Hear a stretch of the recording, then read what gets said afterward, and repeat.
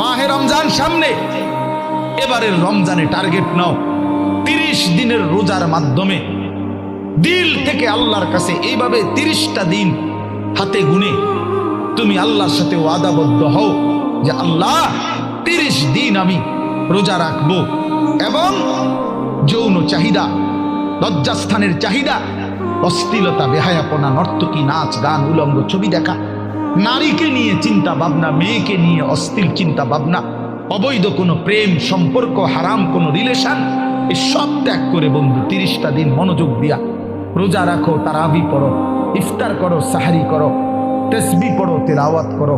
কোনো আলেমে দ্বীনের সাথে উঠা বসা করো, ইমাম সাহেবের সাথে সম্পর্ক করো। ইনশাআল্লাহ দেখবা